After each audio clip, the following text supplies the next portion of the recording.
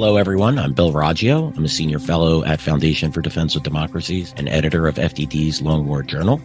This is Generation Jihad, the podcast that covers all things in what used to be known as the global war on terror, but we now call the Long War.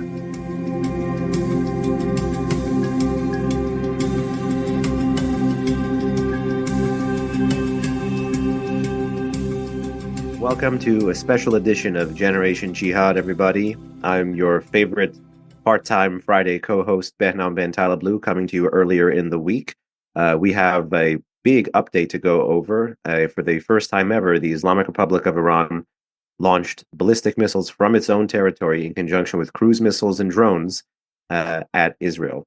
Today we'll be covering that with the one and only Joe Truzman, our great friend and master and founder. Bill Raggio is out for part of this week, so he'll be dealing with us. Joe, greetings to you. Thanks for doing this. Hey, Ben, I'm happy to be here. So yeah, first reaction, just going straight into this. Did you think the Iranians would respond this way? I know we had about a week and a half of hype, a week and a half of buildup to this event, so much so that it created the space, particularly amid people in the Iran Watcher community, to say that such a strike would be exceptionally out of the ordinary for the Iranians. What did you think?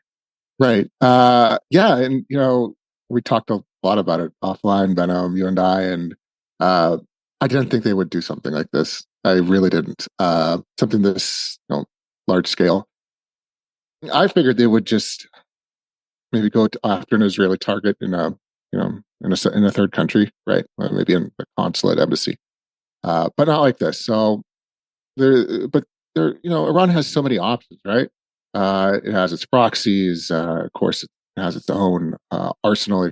It can and has used and did use against Israel.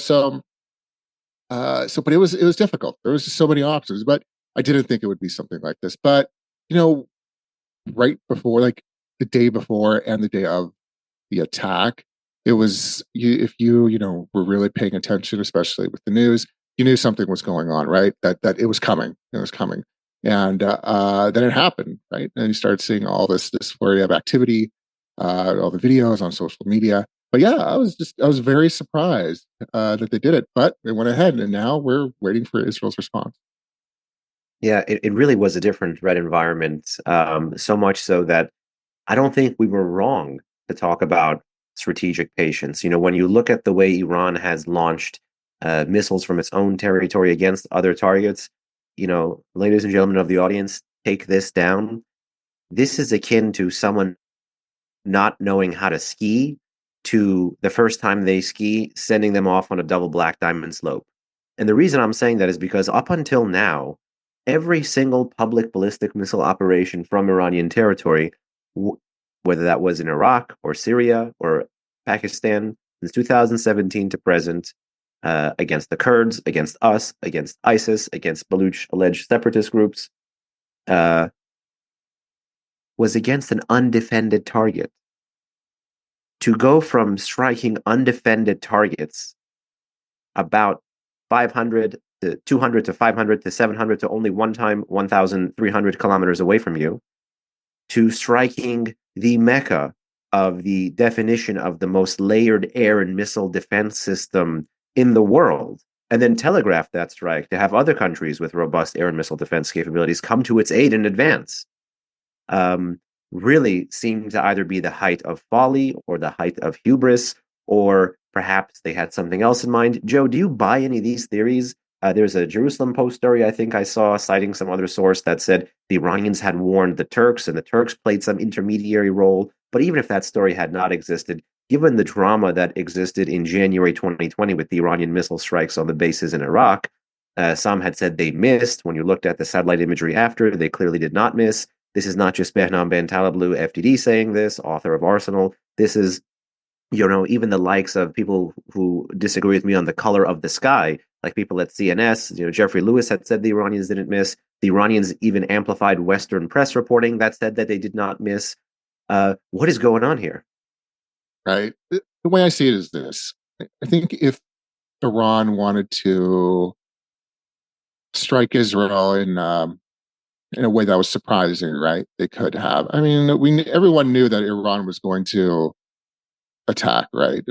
Obviously not on the scale that they did, but if they wanted to, you know, make this a surprising act, right? Like, I think they could have. I think there were indications already there that they're gonna hit Israel, right? And in hindsight, it's a lot easier now to say this, but there were some videos I think published in the last day or two, published on Iranian press that showed ballistic missile launches and drone launches as well, and that there were already indications. A robust intelligence agency could have probably could have seen this coming a mile away, right? As far as this attack, not only did they really just telegraph this, there was a lot of leaks in the media, and I think they probably did. I think they probably wanted the United States to know and Israel to know what was going to happen. I can't say in how much detail, of course. Why would they do this? Maybe they wanted to make sure that maybe they don't want a regional war to break out, right? So they were telegraphing their intentions. That's one possibility. But I'm curious, Benham, because you kind of touched on this. I'm wondering, because I'm sure you've seen the reports that a lot of these missiles, ballistic missiles, and maybe drones as well. I'm not sure about the drone part. Failed to reach. They failed either because they were shot down, right, or a lot of these ballistic missiles just failed and crashed into like Jordan or even in Iran, for example. What do you think? How do you think Iran performed here as far as the ballistic missiles? Well, I think there's several layers of performance, but just before we get to this, because I feel like I'm going to get up on a soapbox, I just want to acknowledge for the audience one thing. I was going to ask you this question. You answered it anyway. If you were Khamenei's advisor, quote unquote, role playing, what would you do? And you had mentioned striking a consulate in the region, right? And I think you and I offline had been discussing this, and I just wanted to share this funny anecdote with everyone first. About a few days before the strike, I think it was on Thursday, I was on this TV channel, Iran International. It has headquarters in the UK and in DC as well. And they asked me, they said, if you'd Khamenei advisor, what would you do? I said, well, first of all, I would resign. And then they said, what would you do actually? I said, second of all, it's not wise on a diaspora TV station to have FDD be giving the world's foremost state sponsor of terrorism targeting advice. But even then, the guy pushed me. I said, listen, in that case, past this prologue, some kind of retaliatory operation against what we had seen in the past, which was in the past, Iran had responded against embassies. It even sadly responded against Jewish targets. We know 92 and 94 is both the Israeli embassy and the Jewish Cultural Center in Argentina. That's in fact timely right now because the Argentine judiciary is pressing the Islamic Republic on this. But if I had to actually pick an ideal target, and I just wanted to put this out there in terms of what I think a more calculated approach may be, because some will say, well, Iran overtly fired these missiles, but telegraphed it, perhaps had a back channel with the Americans. There's that Turkish story. There's the capabilities argument afterwards. There's all of this stuff. But even if it didn't exist, I think a wiser target for the Iranians would have been a very controlled precision strike at the Israeli embassy in Amman. The reason being is that, Iran's main diplomatic achievement after October 7 is not just inflaming the Arab street against the Arab state, but using that inflammation to delay normalization, to raise the price of normalization, to put political distance between America and its most important partner in the region, Israel. And the Iranians are very good at using military tools to achieve political ends. What this strike showed is that the military tools on their own have considerable room for improvement. The problem is once you say that, then you default into this weird position of you ignore all of the military improvements given the one, military misuse, and you take this as the measure of the entire threat, which it reminds me of that Einstein story. One day, allegedly, Einstein went into the classroom and wrote 1 + 1 = 2, 1 + 2 = 3. And he did that all the way down until 1 + 9, and then he wrote = 11. And then everyone chuckled. And then they said, he said, why did you, this is all apocryphal, allegedly, by the way. And they said, he said, why did you laugh at 1 + 9 = 11? And, the kid said, well, obviously you made a mistake and it's such a simple mistake and it's such a grotesque mistake. He said, yes, but you missed the trend line of all the correct things. And I do fear right now that this will lead to a significant downplaying of the drone and missile capabilities, whereas I think you can't compare them to America. You can't even compare it to Israel. Israel's a Middle Eastern country, Iran's a Middle Eastern country, but they have fundamentally different military industrial complexes, fundamentally different foreign and security policies. The Islamic Republic is moving more into the world of political utility. These weapons are not just tools of terror, they're tools of deterrence, punishment, and coercion. It has been an open question in the dozen or so missile attacks from 2017 to present, publicly from Iranian territory, as to how much of a succinct military tool the regime could have, particularly with respect to ballistic missiles. We put the cruise and the drone on the table to discuss later. I think this considerably set them back. And the reason I mention a strike in Jordan is you could obviously press on, state society tensions there, the large Palestinian population, the refugee issue, the fact that outside the Israeli embassy in Amman, there have been significant protests since October 7, the fact that since 2020, we have a bunch of smuggling stories, Iranian arms going through allegedly Jordan to the West Bank, that in more instability allows you to have, a greater pressure vector on Israel via the West Bank, via Jordan.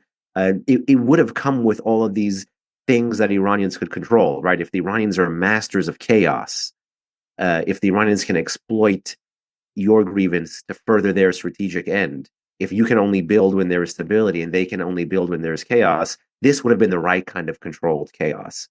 And for a country that hadn't even practiced firing ballistic missiles against a defended target, to go up against the best defended target, there had to be an undistributed middle. There had to be a signaling reason. Now, I don't think that the strike was performative, like some folks in Washington have said, though I do think it was intended to signal resolve against Israel and signal resolve internally. Signal resolve to the Iranian population in the sense that don't think that we're weak and we're just taking it from a foreign adversary, but signal resolve. But this is not domestic pressure from the Iranian population, because sometimes people say, oh, the regime has domestic pressure to respond. Well, the Iranian people have been chanting since 2009, not Gaza, not Lebanon, my life for Iran, since 2018, forget Syria, think about us, since 2019-20, where did the oil money go? It was spent in Palestine, and even much more recently after October 7, some even more escalatory rhetoric from the Iranian population about the regime's foreign and security policy. The regime is not listening to the views, wants, and wishes of the population, but it is trying to achieve wins abroad to look tough in front of the population. And the public nature of the response and the taboo breaking nature of the response aided the Iranian government in their political game here. So much so that I don't know if you guys saw the Israeli ambassador at the UN, when he brought his iPad or something into the UN Security Council chamber, he showed that video with sound, I think, of the Iranian projectiles being intercepted and kind of falling over, and the Dome of the Rock on the background, and that was the Temple Mount there. That actually is a PR win for the Iranians. They wanted to be seen, I think. This is all about being seen. And the degree to which they wanted to cause chaos and mayhem, I don't doubt for a second that they wanted to wash away blood with blood, just like they wanted to wash away blood with blood in the case of Soleimani. But with Israel, which does have a history of responding, versus the Americans, which does not have a history of responding, I think this is a strategic misstep by the Iranians, regardless of what happens now with Biden and Bibi and Gallant. You hear reports of this, Gallant initially wanting to respond directly, and then Bibi allegedly saying, let's wait to hear what the Americans say. Then allegedly that line from Biden about take the win for deterrence by denial rather than deterrence by punishment, that you intercepted so much, that we did so well together.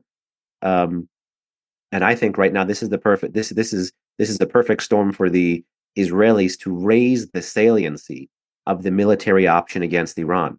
And the Iranians even went so far as to say they have this new doctrine. Joe, I'd love to know what you think about it, that they will respond more so against Israeli threats from Iranian territory. But to someone like me who's contrasting their regional track record versus their Israel track record, that might be painting even more of a target on them. So I see this as a self-inflicted wound.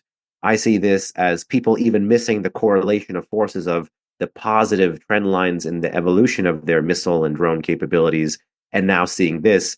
And now I can easily see Israel and potentially even a different U.S. administration taking stock of this flashpoint as to what Iran's capabilities are, and accordingly bringing in the military option more so into their policy toolkit to deal with Iran, whereas that was off the table for so long because of this fear of Iranian conventional deterrence. Am I reading too much into this? No, no, definitely not. It's something I read a lot over the weekend, is that, especially after the attack, is that all the support Israel received internationally, right? That they were attacked by Iran with all these ballistic missiles and drones, and there was some interesting ideas of, well, how should Israel respond? And but the support that was there, I don't know, maybe Israel could use it to as leverage, right, for the Gaza war that's going, and maybe that's what maybe the Iranians factored that in, that Israel was tied up with Hezbollah in Lebanon and in the war in Gaza, and that they could take advantage of this by firing all these rockets and these ballistic missiles and cruise missiles and drones. Um, Maybe that factored into their decision to do it, right? But nevertheless, it's I keep thinking, and you sort of touched on it, but especially I wanted to know more than anything. Well, okay, so Iran fires all these projectiles. Well, what did they actually have a target, right? Some Israeli reports say it was Nevatim Air Base in I think southern Israel, and there were a lot of alerts there during the attack. So it's possible, right? There's a large air base there, and it wouldn't surprise me. And I don't know this for a fact, but wouldn't surprise me if Nevatim was the air base that the Israeli fighter jets that took off from there, that attacked the Damascus, right? That killed the generals, the RDC Quds Force generals. So maybe that's what the Iranians were actually aiming for. But nevertheless, I found this all very surprising. Still, this attack. I thought there would be more proxies involved. The IDF published this an infographic showing where the missiles and drones were fired from. A lot of them obviously from Iran, but there were a lot from Yemen too, which is interesting. There were other I reports. saw that graphic, by the way. I couldn't find any numbers. I saw a lot of lines. I I don't know if that was like yeah, qualitatively, like they just right. like imply that this stuff came from there. Because if that is the case, we need to really disaggregate. There's two things we got to, sorry to interrupt, but I remember that graphic and I was banging my head against the wall. I was like, does one line represent like X missiles? Like, Yeah, it's what are we supposed to believe here? Because does this mean the majority of stuff came, like at least 1/5 of the stuff came from Yemen? In which case, then this cold water being poured on the Iranian long-range strike capability should be transferred to the proxy. But that was something we knew already in October of last right. year, because the Houthis failed to even penetrate and only once hit a lot. And you wrote that up for LWJ less than 3 weeks ago.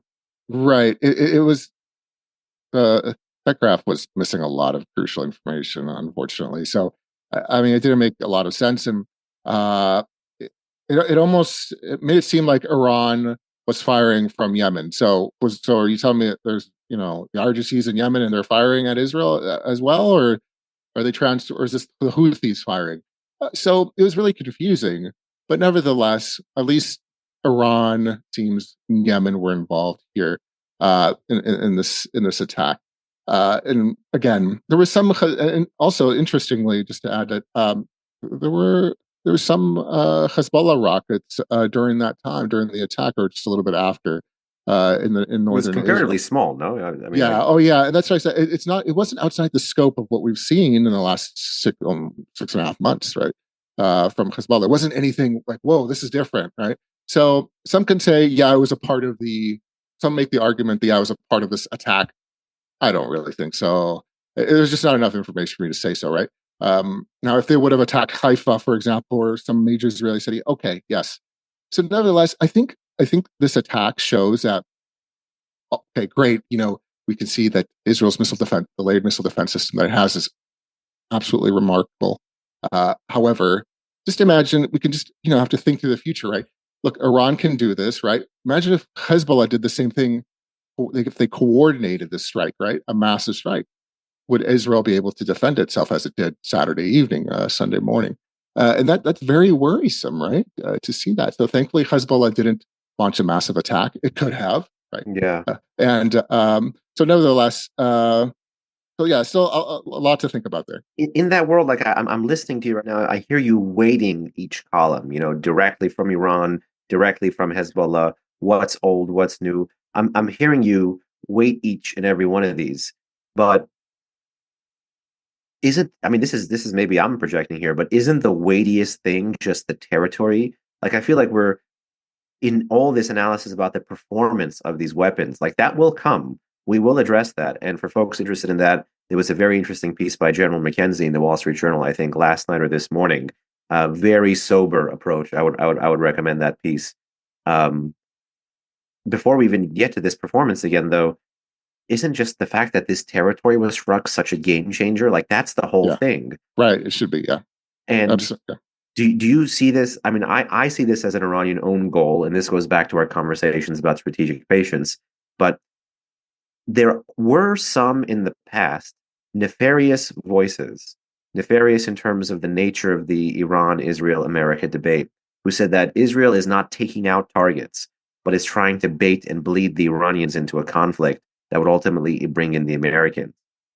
Do you see any of that all here in a world where Iran was such a good shadow fighter, if you will, or gray zone fighter against Israel, but the consistent loss of its position by Israel, whether you look at the assassinations of the nuclear scientists in the past, the fact that during the pre-JCPOA period, the fact that there is still a mystery over who killed the father of Iran's missile program in 2011. Did he die of natural causes? As in, we know there was an explosion on a missile he was working on. Was that engineered? Then the killing of Iran's chief nuclear scientist, Fakhrizadeh, inside Iran.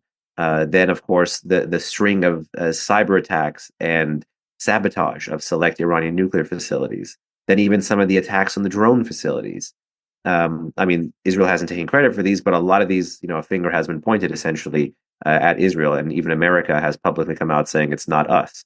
I highly think it's not MI6 or like Belgian intelligence. Right.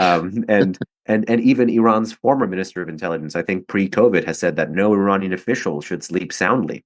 This has even led to a joke that I heard, a joke that's kind of being said in Iran now. There's a lot of things actually in the aftermath of the strike that said if the IRGC actually wanted to kill Israeli spies, they probably should have fired at the Supreme Leader's office. There's Yeah, yeah. there's so much to unpack here, but the richness of the strike is the territory, because now if you're Israel, if you know that your adversary has an asymmetric advantage and you have a conventional advantage, and you've been able to erode his position but not destroy his position in the gray zone, and he finally overreacts and he comes into the open.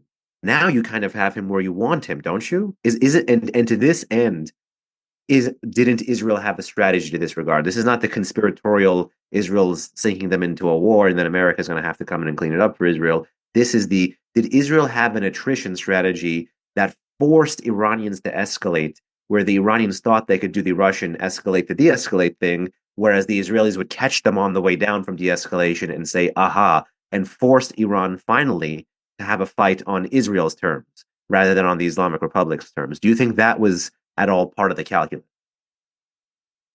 It's certainly possible. It's funny you mentioned that there's some people, we'll call them, that have been saying that Israel wants to drag the United States into a war with Iran.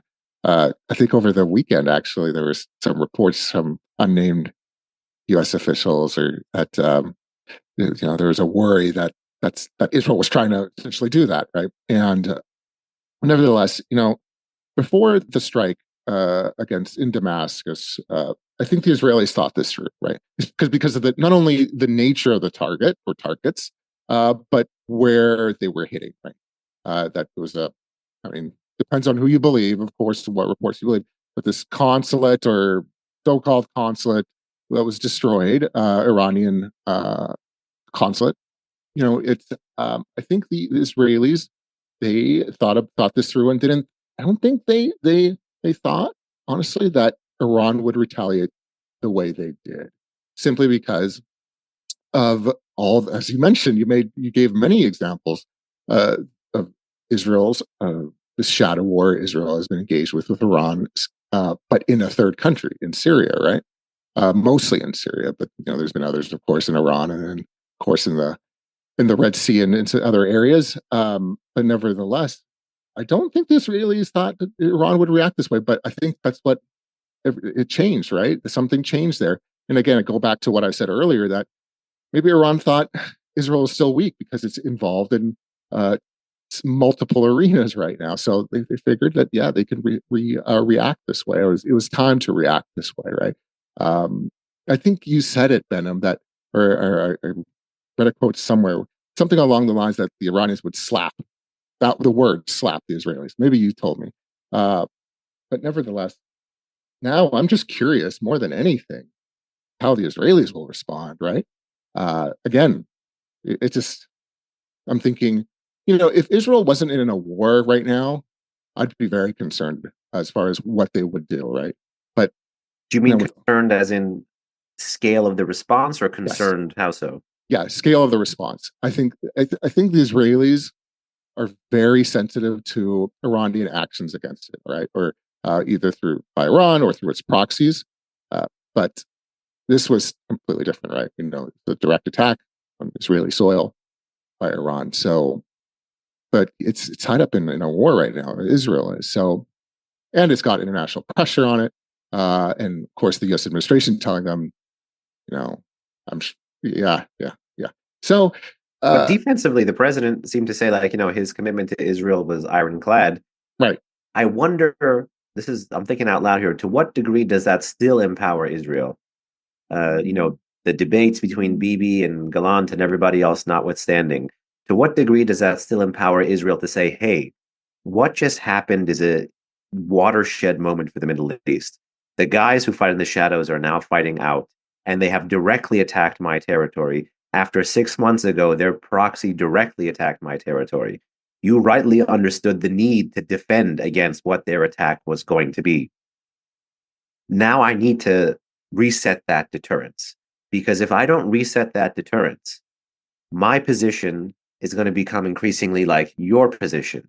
And maybe you, America, are big enough and whatever, strong enough to absorb 170 militia attacks in 6 months and only respond 11 to 20 times, depending on how you count. But we can't have that. We don't have that strategic depth. This is not a region we can flee from or return to, but this is our homeland. And the same would apply, by the way, in terms of the Iranians. Anytime there's a direct attack on Iran, they would respond publicly. No one has done that social science experiment with the Iranians, though, whereas we've seen multiple times that social science experiment with the Israelis. And by the way, one reason why this attack was so damning, the last time a state actor directly targeted Israel from its state was briefly in the Gulf War in 1991. Right. With the Scuds that Saddam Hussein was trying to send. And even then, Israel exercised restraint because of the pressure of the international community and George H.W. Bush in particular. Now one wonders, is Biden going to press for the same thing? Not because he has a coalition, and not because Bibi has a war in Gaza on his hands, but because there's an election? I don't know how these dots connect. Right. No, it's a very good point. At least in reference to just overall, Israel is in like an open battle right now on multiple fronts, right? Gaza, Lebanon, some point Syria.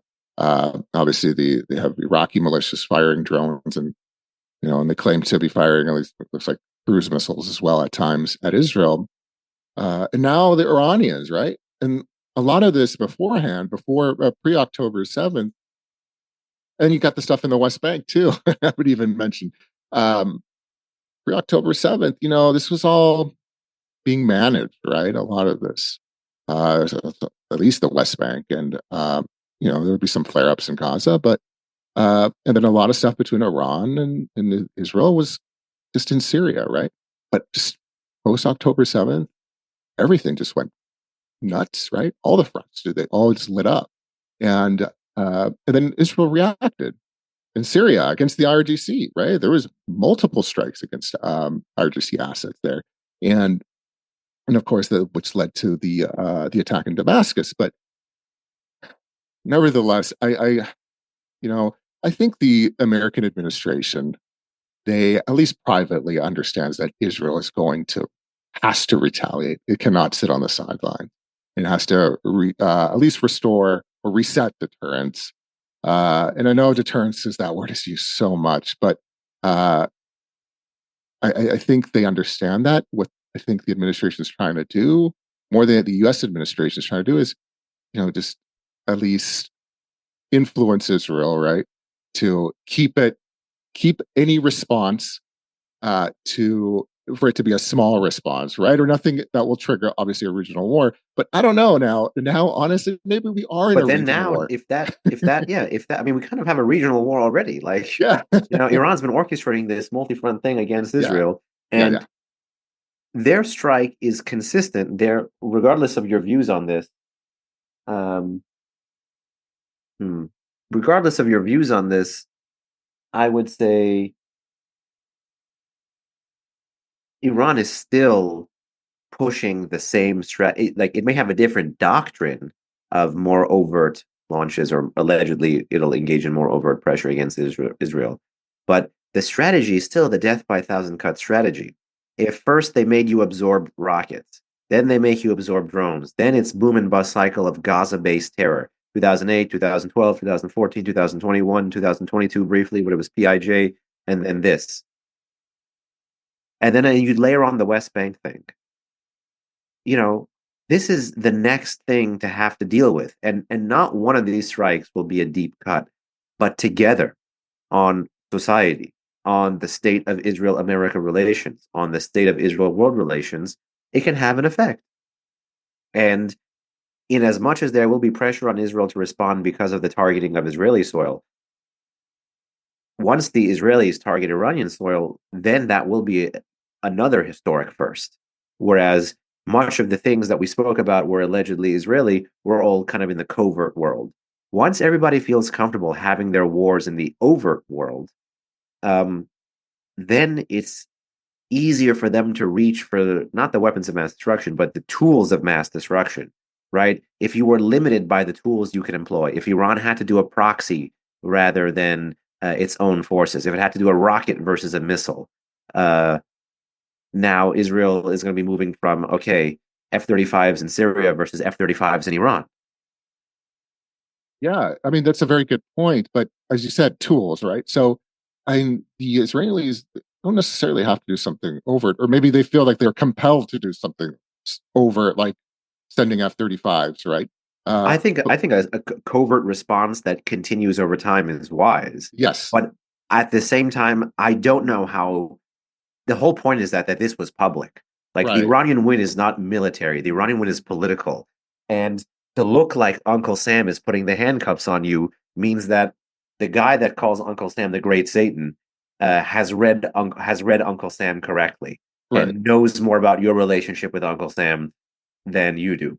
Like, what a world! Yeah, no, no, and then they've used this propaganda for years, right? You hear it from the Iranians, you hear it from Hezbollah that basically I mean, you hear it both ways, really, but that the Americans that Israel is controlled by the United States, but sometimes we hear that the United States is controlled by Israel, right? Well, that's a different story. But nevertheless, yes, I get your point. But I think that Israel has the opportunity to do something here, but it doesn't necessarily have to be overt. I still think they could do something covertly, like like the million examples that there are already on Iranian soil. But that would likely take time, right? Maybe that's something that Israel can't do right now. They need to do something quickly, and just because of public opinion and all sorts of other things. So maybe the only thing to do is something an overt strike against a key military installation. Let's say a drone installation, for example. I don't think the Israelis are going to go after civilian infrastructure. That's not going to happen here. I think. So You know there's what? a They lot. they targeted a drone infrastructure Oh, they did. Yes, in the past before this happened. So right. even the Iranians would say, like, unless there is something public, the Iranians would already feel acclimated to the Israeli response. No, good point. Because That's a if very good point. escalation is defined as a different target, a different tool, and it's target, tool, and geography, Right. Right. and you're in the same geography but at a different level of visibility, right? The Iranians will say, okay, well, the Israelis targeted our drone facility, probably using a spy or some other network, because there was a quadcopter drone, which is, Yeah. you're doing that within 5 kilometer radius max. Right. So they're like, we're used to this. And That's the, true. the most dangerous thing here is not even the Iranian ballistic missiles landing in Israel. It is the thought in the minds of the Iranian decision maker that it is that which has been normalized for part of the region, which is the kind of free fire mentality, Hmm. can be normalized to all of the region. Oh, yeah, that's dangerous. Absolutely. That is really dangerous. And Right. that's No, why it's in America's interest to not let that crystallize. And right. it seems to me that the forces who are telling me not to worry about that crystallization, their best argument is a combination of politics, which is to say, look how good deterrence worked. They will say, Iran gave us the tip off with the Turkey story. They telegraphed the strike, and then they said it was concluded. To which Right. my They did. response will be, telegraphing, understandable. But the rest of the stuff is kind of outweighed by the political success of the strike, not the military failure of the strike. Am I being too hawkish here? No, Is no, that no, like, no, no, no. Absolutely. You can. I can only imagine how nervous the Saudis, the Gulf states, Jordan, it was and maybe still is after watching what just happened, right? On Saturday night. So, absolutely, I agree with you 100%. So I think it gives it more reason, right, for Israel to respond in at least a manner where it will hurt the regime, right? But I'm just not sure what that would be. Of course, right? Something we haven't discussed. So that could probably be for another podcast. But yeah, I mean, no, the X factor on the targeting thing, we should save that for another podcast and continue the conversation. But maybe I'll just end with this. What should folks look out for? I would say if there is a strikes, and then we come back and discuss on the back end of that, what should folks make of it? I would say, is this a decapitation strike? Is it against the regime leadership asset? Versus, is this a defanging strike, like to target the capabilities Iran had used to target Israel, to lessen that or destroy that or erode that? And then I would say more broadly, like if this is just a strike on Iran's nuclear facilities, which will open up a different can of worms, but if it's a strike on something like that, or a strike on energy facilities like refineries, oil storage stations, what have you, then that is deterrence by punishment. So let's think of these triple Ds as we try to make sense of what an Israeli strike might be. Do you think there would be a different vector, or can everything that Israel might do in the overt world? Because again, I think even the Israelis understand the optics part here. Is right. there a different strike that might fall into a different category, or am I oversimplifying these three? No. I think it's perfect. And then again, you have to remember going back to. I think Israel is going to try to contain this too, right? I don't think it'll be anything like a decapitation strike. I think they will go. It's of course this goes back to what we were talking about before the strike by Iran on Israel. Okay, what are they going to do, right? They have so many tools available. There's so many targets available, right? So weren't sure what exactly would hit, but there were options there. And I think the Israelis do have options, right? Now they just got to figure out what it's going to be. They might try to do something tit for tat, right? Like I said earlier, I think the strikes, at least one of the main targets, or not the target of the Iranian attack, at least militarily, was the Air Force base in Nevatim in southern Israel. So it wouldn't surprise me if the Israelis do something similar with an Iranian a military installation. So yeah, there's at least three that come to mind. There's a IRGC ground forces base in Urumia. There's missile bases in Tabriz and then in Kermanshah, and then in the south in Khuzestan. I think some of these capabilities even came from central Iran, either Shiraz or a little bit further east. Or the launch sites, yeah. Like it could be they could hit the launch sites. I mean, there's just so many options. So nevertheless, I think at least the Israelis will try to inflict at least some pain on the Iranian military, right? So, but we'll have to see, and then again, I'm sure we'll talk about it again when it happens. Yeah. Well, until then, a tense time continues to get tenser. taboos continue to be broken and sacred cows continue to be slaughtered. Joe, thank you for your time. Thank you for your time, seriously. And until the next episode of Generation Jihad, everything that Bill says here, like, subscribe. If there's a 5-star option, to hell with it, give us a 6-star. We haven't slept at all this weekend. All the best, and until next time, take care.